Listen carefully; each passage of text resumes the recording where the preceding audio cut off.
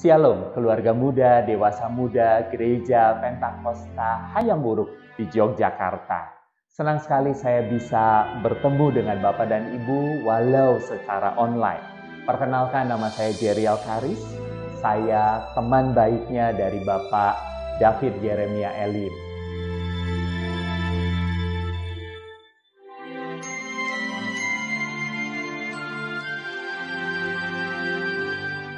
Nah, Bapak dan Ibu, tema yang diberikan kepada saya pada hari ini adalah kepemimpinan tangguh di masa sulit.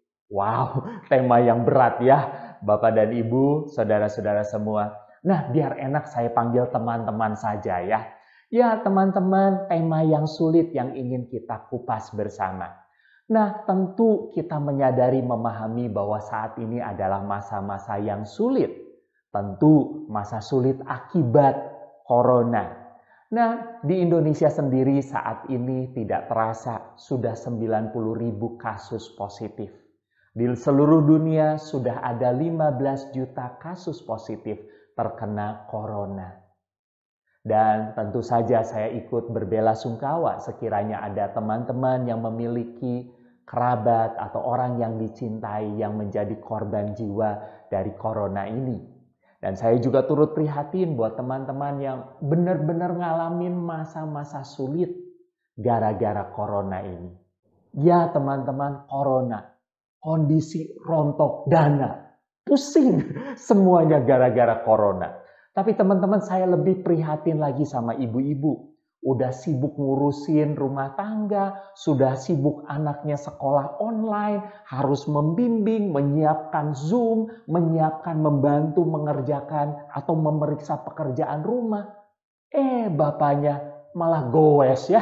Setelah goes pulang-pulang cuman bawa martabak supaya SNI dan ISO-nya keluar. Aduh, camana pula ya bapak-bapak. Nah, Bapak dan Ibu, memang ini adalah masa sulit. Teman-teman, saya membagi sharing ini ke dalam dua bagian. Yang pertama membicarakan masa yang sulit, dan bagian yang kedua kita akan membicarakan bagaimana kita menjadi pemimpin yang lebih baik, menjadi pemimpin yang tangguh. Mari kita mulai dengan masa yang sulit. Teman-teman, adakah teman-teman yang kaget? Waduh, corona ini begitu menggoncang. Tentu kita kaget. Kita kaget karena masa sulit ini melanda seluruh dunia. Tapi teman-teman, Alkitab sudah mencatat jauh-jauh hari. Pengkhotbah 3 mengatakan untuk segala sesuatu ada waktunya.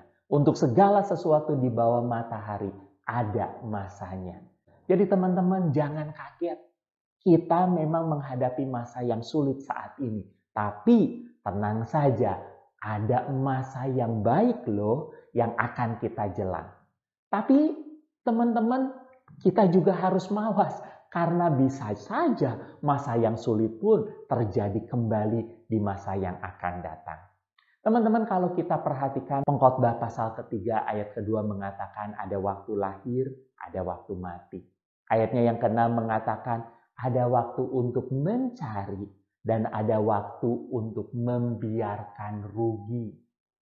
Ada waktu untuk menyimpan dan ada waktu untuk membuang. Nah teman-teman, mungkin persoalannya adalah ketika kita diberi kesempatan untuk mencari, apakah kita cukup mencari? Dan apakah ketika kita diberikan kesempatan menabung, apakah kita melakukannya? Kalau tidak, sengsara. Kalau tidak, saat-saat begini semakin kita merugi dan semakin berat hal itu untuk kita. Teman-teman, kalau begitu mari kita ingat, ada waktu untuk mencari, ada waktu untuk membiarkan rugi, ada waktu untuk menyimpan, ada waktu untuk membuang. Nah sekarang istri-istri bilang sama papanya, bilang sama suaminya, colek suaminya dan katakan sama suaminya, "Papa ada waktu untuk menyimpan." Ayo silakan. Ya, nah sekarang giliran papa bilang sama mamanya, bilang sama bundanya, bilang, "Mama ada waktu untuk membuang." Ya, terserah teman-teman apa yang mau disimpan, apa yang mau dibuang. Tapi saya berharap yang dibuang itu egonya, tetapi yang disimpan adalah sukacitanya. Pengkhotbah kemudian menjelaskan bahwa di ayatnya yang ke-11, tetapi Tuhan menciptakan segala sesuatu indah pada waktunya. Anak saya suka bertanya, "Papi, sampai kapan corona ini?" Terus terang saya seringkali menjawabnya, "Aduh, belum tahu Jia, belum tahu Jeko." Tapi teman-teman, mungkin saya harus merubah kata-kata saya. Mungkin saya harus mulai katakan, tenang saja, Tuhan menciptakan segala sesuatu indah pada waktunya. Pengkhotbah 3 ayat 11 terus melanjutkan dengan kalimat, bahkan Tuhan menciptakan kekekalan. Tetapi manusia seringkali tidak memahami, tidak menyelami apa yang Tuhan lakukan dalam hidup manusia.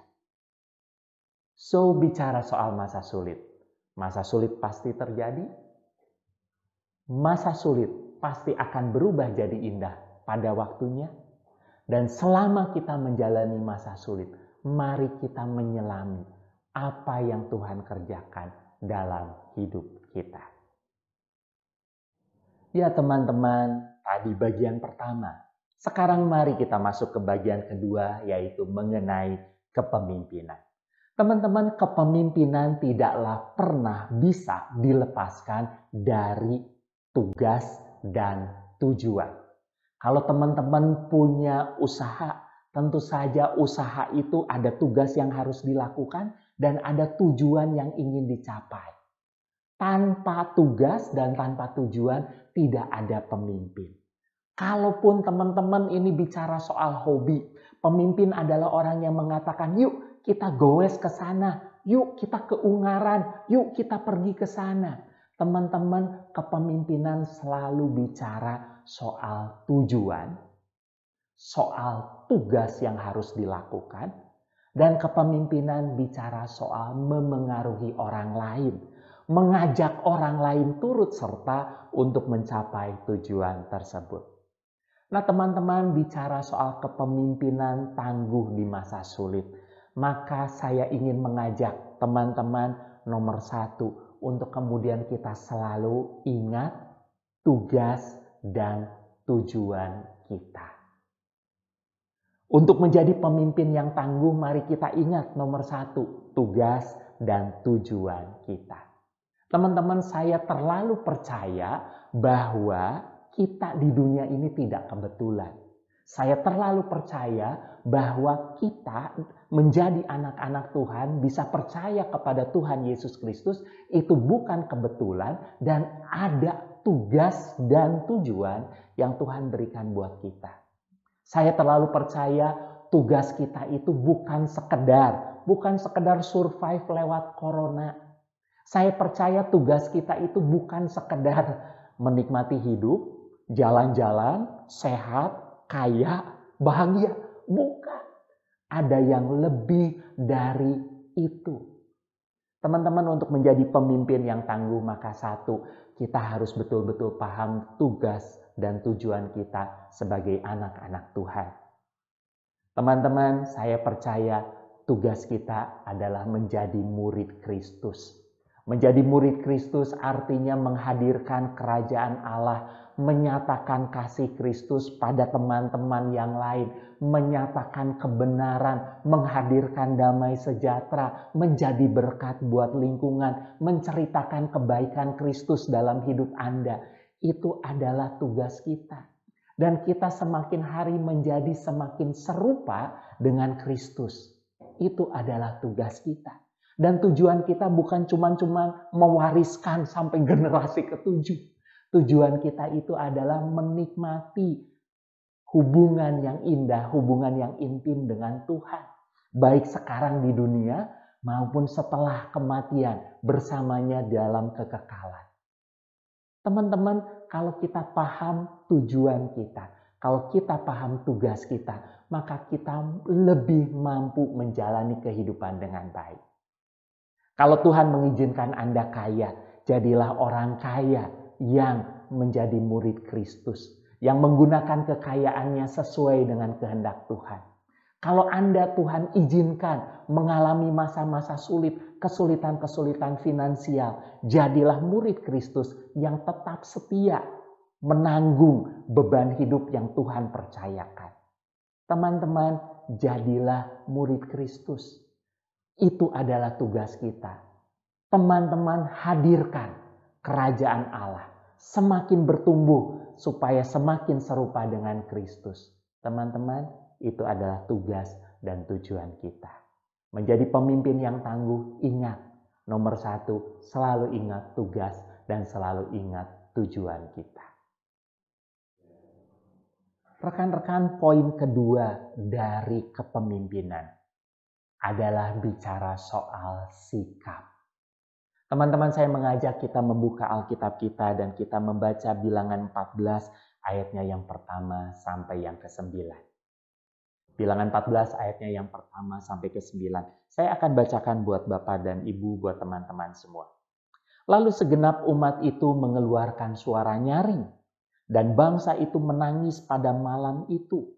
Bersungut-sungutlah semua orang Israel kepada Musa dan Harun, dan segenap umat itu berkata kepada mereka, sekiranya kami mati di tanah Mesir atau di padang gurun ini, mengapakah Tuhan membawa kami ke negeri ini supaya kami tewas oleh pedang? Teman-teman bayangin ya, punya pikiran jahat, bukan sama orang, sama Tuhan loh, seuzon sama Tuhan loh. Dan istri serta anak-anak kami menjadi tawanan, bukankah lebih baik kami pulang ke Mesir? Dan mereka berkata seorang kepada yang lain, baiklah kita mengangkat seorang pemimpin lalu pulang ke Mesir. Lalu sujudlah Musa dan Harun di depan mata seluruh jemaah Israel yang berkumpul di situ. Perhatikan ayat ke-6 baik-baik teman-teman. Tetapi Yosua bin Nun dan Kaleb bin Yefune yang termasuk orang-orang yang telah mengintai negeri itu mengoyakkan pakaiannya dan berkata kepada segenap umat Israel, negeri yang kami lalui untuk diintai itu adalah luar biasa baiknya. Jika Tuhan berkenan kepada kita, maka Ia akan membawa kita masuk ke negeri itu dan akan memberikannya kepada kita. Suatu negeri yang berlimpah-limpah susu dan madunya. Hanya jangan memberontak. Janganlah memberontak kepada Tuhan dan janganlah takut kepada bangsa negeri itu. Sebab mereka akan kita telan habis. Yang melindungi mereka sudah meninggalkan mereka. Sedang Tuhan menyertai kita. Janganlah takut kepada mereka. Teman-teman, saat ini saya ingin cerita. Suatu saat saya pergi ke Alfamidi dan itu di pertengahan Maret ketika masih hangat-hangatnya baru-barunya isu corona ada di Indonesia. Tiba-tiba di Alfamidi ada seorang bapak yang kemudian dekat dengan saya, kemudian dia batuk. Dan ternyata bapak itu nggak pakai masker. Saya pakai masker tapi beliau tidak pakai masker. Lalu saya santai aja. Setelah pulang ke rumah, lalu tiba-tiba entah kenapa saya batuk. Lantas saya kepikiran, waduh, tadi ada yang batuk. Lantas kenapa saya nggak buru-buru menyingkir dari si bapak itu, malah saya tenang-tenang aja dan sekarang saya batuk. Nah teman-teman, ketika saya memikirkan, kalau dia corona, kalau dia bermasalah, kalau dia menularkan penyakit, otomatis teman-teman saya jadi tidak tenang. Saya jadi tidak tenang, saya gelisah. Bahkan kalau cara pandang saya bahwa dia ini menularkan corona, pasti saya akan mengisolasi diri. Saya akan pakai masker dan saya akan menyendiri. Saya tidak mau tidur satu kamar dengan anggota keluarga lain. Teman-teman kebayang ya, cara pandang kita sangatlah menentukan sikap kita. Sangatlah menentukan tindakan kita. Cara pandang, cara pikir. Teman-teman, atau kalau enggak bayangin aja, misalnya Anda dulu lagi masuk mall, tutup pintu mobil atau kunci motor, lalu jalan. Lalu tiba-tiba keingetan, udah dikunci belum ya? Aduh, Anda bingung dan Anda merasa nggak yakin, Anda tidak tenang, Anda gelisah, dan akhirnya Anda kembali lagi untuk memastikan, dan biasanya Anda menemukan mobil atau motor Anda atau kendaraan Anda sudah terkunci dengan baik. Pernahkah teman-teman mengalami itu? Ya, teman-teman, saya sering.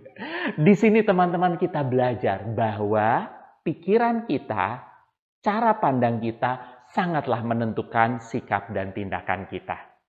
Tadi kita belajar bersama-sama bahwa Tuhan menyuruh 12 pengintai orang Israel untuk pergi mengintai tanah yang dijanjikan, mengintai tanah Kanaan. Apa yang terjadi? 12-12-nya itu pemimpin, teman-teman. 10 orang dari antara mereka membawa kabar buruk. Wah, di sana gede-gede. Wah, di sana orang-orangnya ganas-ganas. Mereka bahkan kanibal. Hanya 2 orang yang mengatakan, yaitu Yosua dan Kaleb, yang mengatakan, tenang, jangan berontak pada Tuhan, percaya kepada Tuhan, karena Tuhan menyertai kita. Kita akan merebut, kita akan masuk ke negeri yang dijanjikan. Teman-teman, Kaleb dan Yosua memiliki cara pandang yang benar. Dan teman-teman, kalau teman-teman baca kisahnya, bangsa itu ternyata lebih ngedengerin ke 10 para pemimpin yang membawa bad reports. Dan ini yang penting, teman-teman. Kalau sikap pemimpin bad, akan sangat mudah diikuti oleh sikap seluruh orang yang dipimpinnya. Anda paham maksud saya ya? Kalau sikap ayah sebagai kepala keluarga menghadapi corona ini frustrasi, menjadi malas, tentu itu semua dilihat dan dirasakan oleh seluruh anggota keluarga. Teman-teman, sikap yang negatif, pandangan yang negatif dari seorang pemimpin sangat-sangat mudah diikuti oleh seluruh kelompok. Tetapi kalau sikap yang positif, belum tentu diikuti. Kita lihat, kita saksikan 2 orang, Kaleb dan Yosua, bolak-balik mencoba meyakinkan. Tapi tetap bangsa itu seuzon sama Tuhan. Tetap bangsa itu punya pandangan yang negatif.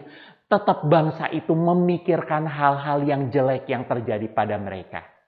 Singkat cerita, tentu Tuhan tidak berkenan atas sikap kebanyakan dari bangsa Israel tersebut. Teman-teman, sikap yang kedua, ketika kita sebagai pemimpin, maka ingat, cara pandang kita, cara berpikir kita sangat menentukan tindakan kita.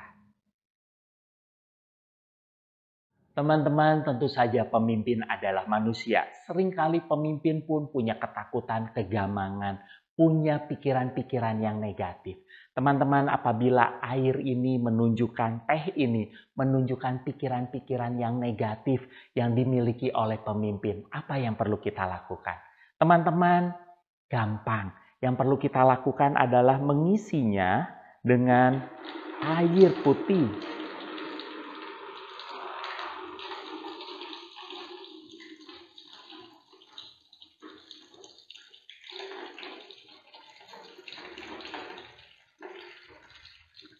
Yang perlu dilakukan, teman-teman, adalah kita terus mengisi pikiran-pikiran kita, cara-cara pandang kita dengan pikiran-pikiran yang benar. Kaleb dan Yosua memiliki pikiran yang benar karena mereka mengisi pemikiran mereka dengan apa yang Tuhan sudah lakukan kepada bangsa Israel ketika mereka keluar dari tanah Mesir. Kaleb dan Yosua sama-sama menikmati, menghayati, mengingat-ingat segala pertolongan dan kekuatan yang Tuhan sudah berikan. Dan mereka jadikan itu modal beriman untuk maju ke depan menghadapi tantangan yang besar. Teman-teman, arahkanlah pikiran kita pada firman Tuhan. Isilah pikiran kita dengan firman Tuhan, dengan janji-janji Tuhan. Bicara soal kepemimpinan, ingat nomor 1, tugas dan tujuan kita sebagai anak Tuhan. Nomor 2, isilah pikiran-pikiran kita.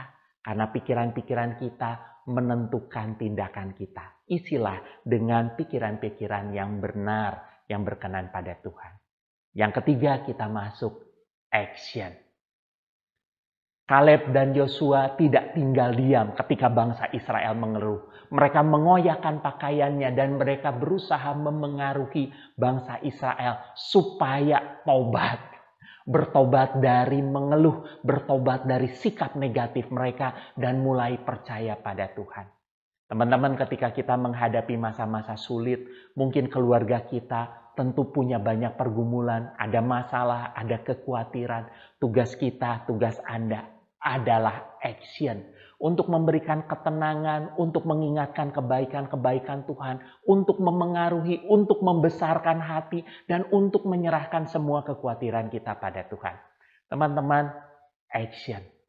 Actionlah setiap hari.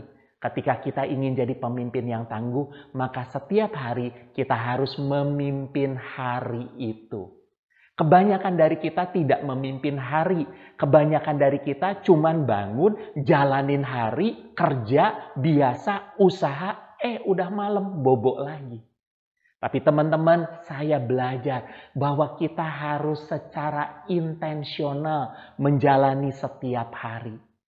Ketika hari ini datang, mari kita pikirkan apa yang saya mau lakukan terkait tugas kita sebagai anak Tuhan. Apa yang kita mau lakukan? Siapa yang mau kita berkati hari ini? Siapa yang mau kita kuatkan hari ini? Apa yang akan kita lakukan? Kebaikan apa yang akan kita lakukan untuk pelanggan kita? Siapa yang perlu kita tolong? Bapak dan Ibu, action menolong kita pada satu, melakukan tindakan dalam ketaatan yang seringkali kita nggak pernah tahu. Tapi Tuhan minta ikuti dulu, taat dulu, baru teman-teman tahu nanti hasilnya. Suatu saat teman-teman ada sebuah permintaan secara finansial yang diajukan kepada saya. Padahal bulan itu saya udah habis-habisan. Bulan itu saya udah, rasanya berat sekali teman-teman. Tapi teman-teman entah kenapa saya merasa Tuhan menyuruh saya untuk melakukannya. Walau berat, saya mencoba untuk tetap melakukannya, untuk coba tetap membantu. Dan jujur rasanya pengen nangis. Kadang-kadang lebih baik gua bantu orang tua gua, tambahin lagi.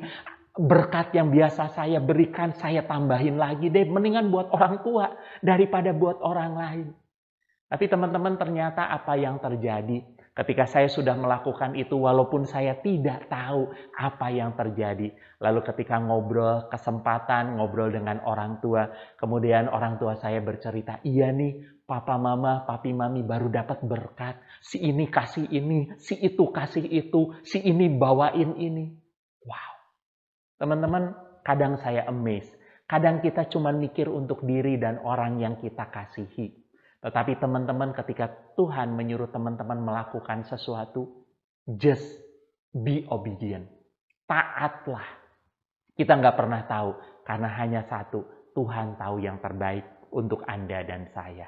Rancangannya adalah rancangan damai sejahtera dan bukan rancangan kecelakaan untuk memberikan kepadamu dan kepada saya hari esok yang penuh harapan. Teman-teman, marilah memimpin di masa sulit. Memimpin, satu, ingat tugas dan tujuan. Nomor dua, ingat pikiran kita, cara pandang kita, menentukan tindakan kita. Dan yang ketiga, marilah kita beraksi setiap hari secara sengaja, beraksi, melakukan tindakan nyata dalam ketaatan. Teman-teman, mari kita bersama-sama berdoa. Ya Tuhan, kami bersyukur untuk sharing yang dilakukan. Kami mau berdoa kiranya Roh-Mu yang kudus menolong kami, supaya kami bukan hanya menjadi pembaca firman, mendengar saja, tapi mampukan kami lebih dari itu untuk menjadi anak Tuhan yang menghadirkan kerajaan Allah, yang bukan hanya berpikiran survive selamat dari corona, tetapi bagaimana kami berpikiran kami untuk terus menjadi anak Tuhan yang setia kepada Tuhan dalam lingkungan seperti apapun yang Tuhan izinkan terjadi pada kami. Berdoa buat setiap keluarga muda dan dewasa muda yang ada di gereja Pentakosta di Hayam Buruk. Berdoa kiranya Engkau yang menolong, menyertai, memberkati, memimpin, dan menjadikan mereka keluarga-keluarga yang mengandalkan Tuhan. Menjadikan mereka keluarga-keluarga yang mau terus-menerus mengisi pikiran mereka dengan firman Tuhan. Dan keluarga-keluarga yang mau hidup di dalam ketaatan. Masa sulit ada, tapi kami percaya Tuhan menjadikan segala sesuatu indah pada waktunya. Terima kasih Tuhan, dalam nama Tuhan Yesus kami berdoa. Haleluya. Amin.